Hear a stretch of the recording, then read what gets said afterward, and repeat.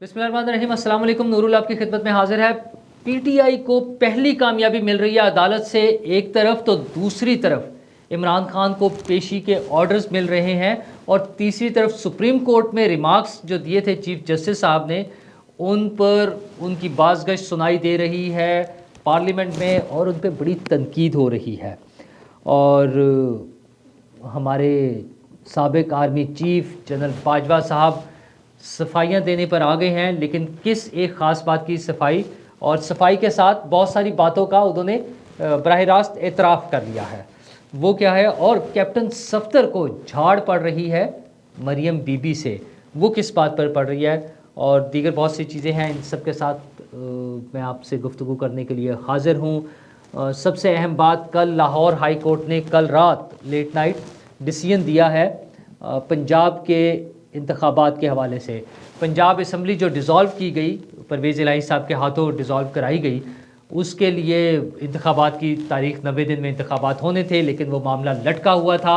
हुकूमत की तरफ से मुख्तलिफ़ वजूहात हैं, उसके लिए बताया जा रहा है कि फ़ाइनेंस के पास पैसे नहीं हैं, अदलिया ने अपने लॉ ऑफिसर्स देने से इनकार कर दिया है, फ़ौज से जो है सिक्योरिटी के हवाले से जो नफरी आनी थी उसकी प्रॉब्लम्स हैं वो नहीं आ सकती, तो इन वजूहात की बिना पर इलेक्शन नहीं होना। लेकिन पीटीआई ने अदालत का दरवाज़ा खटखटाया और लाहौर हाई कोर्ट ने एक पहली खुशखबरी सुना दी है पीटीआई को। और पता नहीं अब ये खुशखबरी है पीटीआई के लिए या बुरी खबर है, ये तो आने वाला वक्त बताएगा। फ़िलहाल ये उन्हें खुशखबरी लग रही है क्योंकि उनका मुतालबा था कि इलेक्शन कराए जाए फौरी। अच्छा, फौरी इलेक्शन का अदालत ने हुक्म दे दिया इलेक्शन कमीशन को कि आप 90 दिन के अंदर इलेक्शन की डेट दें। इस हवाले से गवर्नर के वकील का मौक़िफ़ ये था कि गवर्नर साहब ने चूँकि डेट असम्बली नहीं तोड़ी है तो इसलिए वो डेट भी नहीं दे सकते। बात हुई कि सदर साहब डेट दे दें और ऐसी बहुत सारी बातें वहाँ पे डिस्कस होती थी, लेकिन फाइनली ये फ़ैसला आ गया कि आप इलेक्शन की तारीख दें। अच्छा, इस इलेक्शन से होगा क्या? अगर पंजाब में, अभी तो सर पंजाब का हुआ है, लेकिन चलें हम एक और इजाफी बात करते हैं कि इस नतीजे, इस जो फ़ैसला है अदालत का, उसकी बुनियाद पे पेशावर की हाई कोर्ट भी जो है वो फ़ैसला दे देती है कि केपी असम्बली में भी फौरी इलेक्शन का ऐलान कर दिया जाए, 90 दिन में इलेक्शन का ऐलान कर दिया जाए। अगर इन दोनों सूबों में इलेक्शन हो जाता है तो क्या होगा? दो ही सूरतें हो सकती हैं कि पीटीआई की जितनी पहले नशिस्तें थी तकरीबन उतनी नशिस्तें वो जीत लें, या उससे थोड़ी सी कम या उससे थोड़ी सी ज़्यादा जीत लें। यही ऑप्शंस हो सकती हैं। तो या यूँ कह लें कि पीटीआई दोबारा या तो इन सूबों में हुकूमत बनाने में कामयाब हो जाएगी या नाकाम हो जाएगी, दूसरी पार्टी बना लेंगी। अगर कामयाब हो जाती है तो क्या तीर मार लिया, पहले भी इन्हीं की हुकूमत थी, पंजाब में भी पीटीआई की हुकूमत थी, केपी में भी पीटीआई की हुकूमत थी। उनकी ख्वाहिश तो ये थी, इमरान खान साहब का मौक़िफ़ ये था और उनकी प्लानिंग ये थी कि ये दो असम्बलियाँ डिज़ोल्व करके वो हुकूमत को मजबूर कर देंगे कि कौमी असम्बली और बाकी दो असम्बलियाँ यानी सिंध असम्बली और बलूचिस्तान असम्बलियाँ भी तोड़ दी जाएँ और इकट्ठे इंतखाबात करा लिए जाए। तो कुछ भी नहीं हुआ, उस पर तो उन्हें कोई लिफ्ट नहीं कराई गई।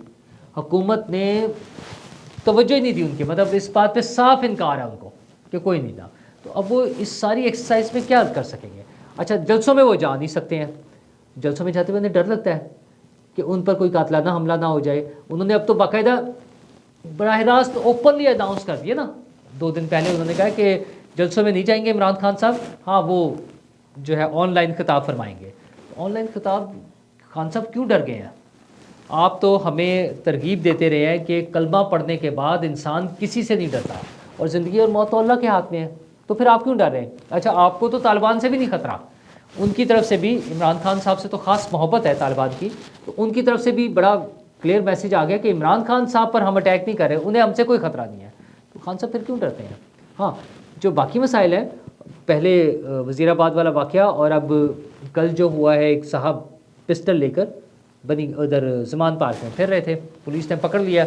उन्होंने अपना तारुफ भी कराया कि वो पीटीआई मियाँ वाली के सदर हैं, नसरुल्लाह साहब हैं कोई, तो लेकिन पुलिस ने तो उन्हें पकड़ लिया फ़िलहाल। खान साहब, ये आपके अपने ही लोग, वहाँ पर भी आपके अपने गार्ड्स के पास गन ज़्यादा थी, कुछ फायरिंग शायद वहाँ से भी हुई, तो बाद में आपने पता नहीं किस किस पर डाल देना होता है। लेकिन बहरहाल खान साहब ने इलेक्शन कैंपेन नहीं करनी, तो फिर नताइज कैसे निकलेंगे? अच्छा, उससे पहले ये जो 90 रोज़ में इलेक्शन होना है, उससे पहले कौमी असम्बली का भी इलेक्शन है। जिसमें 2 मरतबा में शेड्यूल इशू हो चुका हुआ है। 16 मार्च की तारीख है शायद कौमी असम्बली के ज़िमनी इंतखाबात जो होने, और जो आखिरी एक बैच था जिसमें 43 लोगों के इस्तीफ़ों के हवाले से इशू आ गया है कि अदालत ने उनके इस्तीफ़े तो मंजूर कर लिए हैं, जो यानी इस्तीफ़े मंजूर करने का स्पीकर का जो अमल है वो वैलिडेट हो गया है कि वो ठीक है, लेकिन अभी वो डी नोटिफाई नहीं हुए। तो अच्छा चलें, डी नोटिफाई होने का भी काम हो जाएगा, तो उसमें भी क्या कर लेंगे, मैक्सिमम शायद वो कुछ थोड़ी सी सीटें जीत लें। अब तो उसमें भी मुझे उम्मीद है कि वो सारी सीटें उतनी अच्छी पोजीशन में नहीं जीत सकते दोबारा, क्योंकि गुज़श्ता जो इंतखाबात हुए हैं ज़िमनी इंतखाबात, उसमें ये बात बड़ी वाज़े हो गई है कि पीटीआई उतने वोट नहीं ले पा रही है जितने उन्होंने 2018 के इलेक्शन में लिए थे, या उन्हें दिलवाए गए थे, चलें यूँ कह लें। तो अब उसमें क्या करेंगे। अच्छा हाँ, दूसरी तरफ भी लेकिन इशू है, पीडीएम का ख्याल है कि उन इलेक्शंस का बाइकआउट किया जाए, और पीपल्स पार्टी की ख्वाहिश ये है कि मैदान में मुकाबला किया जाए। वैसे तो सियासत के मुताबिक असूलन तो यही है कि सियासतदान के लिए ज़रूरी है कि वो सियासत के मैदान में, इलेक्शन के मैदान में मुकाबला करें। एक बार वो सियासत हमसे ज़्यादा बेहतर जानते हैं। अब उनके आपस में मशवरे चल रहे हैं, पीडीएम उन्हें मशवरा दे रहा है कि आप पोस्टपोन कर दें, अपना चेंज कर लें डिसीजन, और इलेक्शन में हिस्सा ना लें। पीपल्स पार्टी ने उन्हें कन्विंस करना है। तारीखी तौर पे देखा जाए तो पीपल्स पार्टी हमेशा से इस हक़ में रही है, और इससे पहले भी वो मुख्तलिफ पार्टीज़ को कन्विंस करती रही है कि इलेक्शन को नहीं छोड़ना चाहिए, इलेक्शन का बाइकआउट नहीं करना चाहिए। इस मतलब वो खुला रास्ता नहीं बाकियों के लिए छोड़ना चाहिए, इलेक्शन है तो मुकाबला करना चाहिए। अच्छा ये तो होगा, लेकिन अदालत ही से इमरान खान साहब की तलबी का नोटिस भी आ गया है। 15 फरवरी का उनका नोटिस आ गया है। इमरान खान साहब ने बड़े दिन इंजॉय कर लिया है, और वो टांग की पट्टी और ये सारी चीज़ें उस पर, और आई एम श्योर वो इसी वजह से चलाए जा रहे हैं। इतना लंबा जो उसको घसीटा जा रहा है उनकी टांग को, और उसमें उन्होंने ये भी ऐलान कर दिया हुआ है कि उनकी निचली टांग टूट चुकी है गोलियां लगने से। बहरहाल वो इसको जितना मर्जी लटका लें। अब अदालत ने 15 फरवरी को उन्हें बुला लिया। उनके बहुत सारे केसेस चल रहे हैं, तौहीन अदालत है, दहशतगर्दी है, धमकियाँ हैं, वो जो है हंगामा आराई का केस है, उसके बाद तोशाखाना का केस है, फिर उनकी बेटी का केस है जिसको वो मानते नहीं है, जिसके लिए वो तैयार नहीं हो रहे हैं उसको अपनी बेटी मानने के लिए। अमेरिका की अदालत में मान चुके हुए हैं यहाँ पर, लेकिन मानना तो पड़ेगा। उनके अपने करीबी साथी, उनके जो लीगल टीम है, उनका ख्याल है कि उससे बचना बहुत मुश्किल है। 62, 63 मतलब दर्जनों ऐसी वीडियोज़ मौजूद हैं। मैं आपको वो चूँकि क्लिप दिखाना मसला होता है हमारा, दर्जनों ऐसी वीडियोस मौजूद हैं जिसमें इमरान खान साहब कहते थे कि सियासी लीडर को उसका कैरेक्टर ऐसा होना चाहिए, 62, 63 आर्टिकल जो है आइन के, उस पर उसे पूरा उतरना चाहिए, सादिक और अमीन होना चाहिए, उसका कोई कैरेक्टर पे इशू नहीं होना चाहिए, और मुझ पर लगाएं, जो साबित करें अगर मेरे अंदर कोई ख़राबी है तो। और इमरान खान भी जाता है तो जाए, मुल्क बचना चाहिए, और मुल्क ऐसे बचेगा कि लीडर 62, 63 पर पूरे उतरते हैं। तो खान साहब आपकी दुआएँ कबूल हो जाती हैं, आपकी ये दुआ भी कबूल हो गई, ये भी आपको भुगतना पड़ेगा। अच्छा, अदालतों में ये मामला तो चल ही रहे हैं, लेकिन सुप्रीम कोर्ट की कुछ रिमार्क्स पे एक अजीब सूरत हाल पैदा हो गई है। कल सुप्रीम कोर्ट ने जो रिमार्क्स दिए, चीफ जस्टिस साहब ने, ख़ास तौर पर जब उन्होंने 2 चीज़ें की। एक तो नैब तरामीम का केस था, उसमें उन्होंने इलेक्शन को ले आए हैं, फिर उन्होंने इमरान खान साहब की भी बड़ी तारीफ़ें की हैं कि वो तो कमाल के लीडर हैं, बड़े लीडर हैं, और आम आदमी नहीं है। हाँ, जो ख़ास उनका सेंटेंस या जो रिमार्क्स उनके कोट हो रहे हैं वो ये है कि वो आम आदमी नहीं है। हजूरे वाला, वो क्या, उन्हें कोई 4 कान लगे हुए हैं, उनकी 6 आंखें हैं, उनकी 5-6 नाक हैं, क्या है वो, क्यों आम आदमी नहीं है? कानून की नज़र में वो हर शख्स बराबर क्यों नहीं है कानून की नज़र में? और कानून जो इंटरप्रेट करने वाले लोग हैं, जजेस जो हैं, फैसला करने वाले जो लोग हैं, उनकी नज़र में इमरान खान साहब आम आदमी से मुख्तलिफ क्यों हैं? उनकी अदालत में जिसका भी केस आया है, जिस चोर, डाकू, अच्छा कोई रेप करने वाला है, कोई डिफ़ॉल्टर है, वो जो भी है, वो सब बराबर है उनके लिए। तो उन्होंने एक मुजरिम को, या यूँ कह लें चलें इब्तदाई तौर पर एक मुलजिम को सुनना है, उसके खिलाफ एविडेंस देखना है और उसके बारे में फ़ैसला कर देना है। ये क्या बात हुई कि वो आम आदमी नहीं है? क्यों नहीं है वो आम आदमी? मतलब अदालत से ऐसी बात कैसे एक्सपेक्ट की जा सकती है? फिर उन्होंने एक और भी कमाल कर दिया, उन्होंने कहा जी पार्लियामेंट को दानिस्ता तौर पे नामुकम्मल रखा जा रहा है। अच्छा हुजूरे वाला, पार्लियामेंट की तकमील और मुकम्मल होना बहुत ज़रूरी है, एग्रीड, लेकिन वो जो नामुकम्मल है वो एक सियासी अमल का नतीजा है। वो इमरान खान साहब और उनके साथी अपनी मर्ज़ी से पार्लियामेंट छोड़कर बाहर गए हैं, तो ये तो उनकी चॉइस थी। अच्छा, और ये वो पार्लिमानी निज़ाम हुकूमत का हिस्सा है कि उनके इलेक्शन की तक वो पार्लियामेंट नामुकम्मल रहेगी। इसमें कौन सी अनोखी बात है? हाँ, अदालतों में जजेस पूरे नहीं हैं। इवन आला अदलिया में, हाई कोर्ट में और सुप्रीम कोर्ट में तवील अरसे तक सीटें खाली रहती हैं और जज साहिबान शायद सोए रहते हैं, उन्हें पता ही नहीं होता कि वो जजेस की तादाद पूरी करनी है। अच्छा, चूँकि ढेर लगा हुआ है, लाखों में पहुंच जाती है तादाद मुकदमात की हमारी अदलिया में, जो पेंडिंग पड़े हुए हैं, जिन पे फैसले नहीं हो रहे हैं। कई कई जनरेशन्स धक्के खाती मर खप जाती हैं और फैसले नहीं हो पाते हैं, लेकिन आला अदलिया में जजेस नहीं लगते। हजूर वाला कुछ उसके बारे में भी बता दें कि उसके लिए कौन जिम्मेदार है।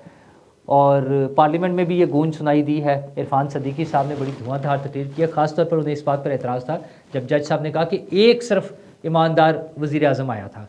अच्छा, वो भी पीटीआई के चाहने वाले जो है उसको इमरान खान साहब के साथ एसोसिएट करके कर रहे हैं। वैसे जज साहब ने वो मोहम्मद खान जुनेजो साहब के बारे में बात की थी कि वो ईमानदार लगते थे या उन्हें कहा जाता था, लेकिन ये भी कहने की ज़रूरत नहीं है। इरफान सदीकी साहब ने उस पर जो नुक्ता उठाया वो ये है कि अगर हम भी ये कहें कि अदालतों में आज तक सिर्फ एक ही ईमानदार जज आया था तो फिर क्या होगा? यानी आप बाकी सब की इंटेग्रिटी पे, उनकी ऑनेस्टी पे, उनकी उस पर डाउट कर रहे हैं आप। तो यही काम फिर पार्लियामेंट से भी हो सकता है, सियासतदान भी कर सकते हैं। ऐसा नहीं होना चाहिए। अदालतों को बड़ी काबिल एहतराम है अदालतें, उन्हें अपने जुरिस्डिक्शन में रहते हुए जो काम है उनका वो करना चाहिए। सियासी मामलात में जब आएंगे, इन्वॉल्व होंगे, क्योंकि अदालतों ने बहुत सियासत की है, मतलब भरी पड़ी है हमारी तारीख, और ऐसे ऐसे फैसले दिए हैं जिन्हें देख कर, जिन्हें सुन के इंसान शर्मिंदा हो जाता है, अगर कोई भी जी शोर इंसान सुनना चाहे तो ये हकाइक हैं, अपनी जगह पर मौजूद है। तो इस तरह से मामला चलते रहेंगे। हर इदारे ने अपने डोमेन में रहकर काम करना है, तभी मामला चलेंगे। और सियासतदानों के तो मामला अनोखे होते हैं, निराले होते हैं। आप ये देखें कि मरियम बीबी डांट रही हैं कैप्टन सफ्दर को। अच्छा, वो चूँकि पार्टी की अब चीफ ऑर्गेनाइज़र हैं, सीनियर नायब सदर हैं, और कैप्टन सफ्दर से सिर्फ आई थिंक यूथ विंग के प्रेसिडेंट है, शायद कुछ इस तरह का उनके पास ओहदा है। तो उन्होंने कुछ ज़्यादा ही तनकीद कर दिया पार्टी में। उनका ख्याल है कि वोट को इज़्ज़त नहीं दी जा रही है। ये जो गैर ज़रूरी तौर पे दूसरी पार्टियों से लोग टूट के आ रहे हैं नून लीग में, उनको नहीं आना चाहिए। उन्होंने इस तरह की बहुत सी बातें की। फिर उन्होंने तो ये भी कह दिया, जब उनसे पूछा गया कि मरियम बीबी वज़ीर-ए-आज़म बन रही हैं, तो उन्होंने कहा मुझे नहीं नज़र आता। ठीक है, ये उनकी अपनी व्यू हो सकता है, उनका अपना उनका पॉइंट ऑफ व्यू है। वो खैर, उनके तो और भी कुछ ऐसे इश्यूज़ हैं जो कंट्रोवर्शियल हैं, जिन पर उनके रिमार्क्स आते हैं, जिन पर उनके व्यूज़ सामने आते हैं। मरियम बीबी ने उस पर तो कभी एतराज़ नहीं किया, लेकिन अब उनका कहना यह है कि सबको पार्टी पॉलिसी के मुताबिक चलना चाहिए। खैर, उससे पहले मरियम नवाज़ साहिबा, चूँकि रिस्पॉन्सिबिलिटी भी नहीं थी उनके पास पार्टी की इस लेवल की, अब उनके पास है। अब वो चीफ़ ऑर्गेनाइज़र हैं, सीनियर नायब सदर हैं, तो उन्होंने एक तरह से डांट दिया है अपने शोहर नामदार को कि हुजूर खामोश रहिए, सबको पार्टी पॉलिसी के मुताबिक चलना पड़ेगा। तो देखते हैं पार्टी पॉलिसी के मुताबिक कहाँ तक चलते हैं। और सियासतदानों में परवेज़ इलाही भी परेशान है। उनके एक साहबजादे तो बाहर हैं, मुनस इलाही साहब सबसे अहम पर्सनालिटी हैं इस सारे सियासी गेम में, जिन्होंने परवेज़ इलाही साहब को इधर से उधर किया और उधर से फिर कहीं का भी ना छोड़ा। ये सब चीज़ों में मुनस इलाही का बड़ा किरदार है। जो उनके खिलाफ करप्शन के केसेस हैं, परवेज़ इलाही साहब के खिलाफ जो बातें हो रही हैं, अभी केसेस तो शायद इस तरह से नहीं बने, उन सब में भी कहते हैं कि परवेज़ इलाही साहब के साथ साथ मुनस इलाही साहब का बड़ा रोल है, बड़ा अहम रोल है। खैर, वो पाकिस्तान नहीं आ रहे, लेकिन परवेज़ इलाही साहब के एक साहबजादे रासख इलाही साहब FIA में पेश हो गए हैं। अच्छा, अभी ये सिलसिला चलता रहेगा, बहुत सारे मसाइल हैं, मोहम्मद खान भट्टी साहब हैं और दीगर लोग हैं, ये सारी चीज़ें चलेंगी और जो हमारी रिवायती सियासत है उसी के मुताबिक चीज़ें अपने मंतकी अंजाम को पहुँचेंगी। सियासत तो अपनी जगह चलती रहेगी, लेकिन इकॉनमी बड़ा अहम इशू है और इकॉनमी ने लोगों का तेल निकाला हुआ है। वज़ीर ख़जाना जनाब इसहाक डार साहब ने ऐलान किया है कि 170 अरब रुपए के मज़ीद टैक्स लगेंगे, मिनी बजट आएगा। हजूर, कितने टैक्स लगाने हैं, कितना तेल निकालेंगे अवाम का?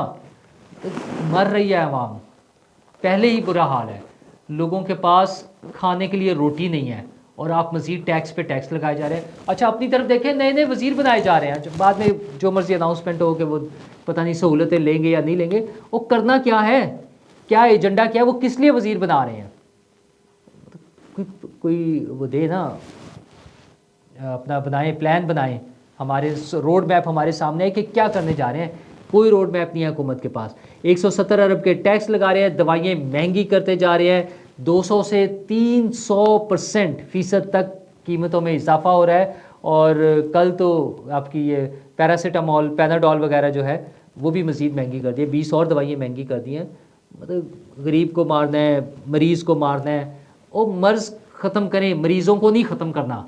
हुकूमत तो इस रास्ते पे चल रही है और हालात इतने बुरे हैं कि मूडीज़ ने भी पाकिस्तान के जो अदायगियों की पोजीशन है उसको बड़ी तशवीशनाक करार दिया है। और एक साबिक वज़ीर ख़जाना जो है हफीज़ पाशा साहब, वो तो कह रहे हैं कि हमारे पास घंटों और दिनों में वक्त रह गया है।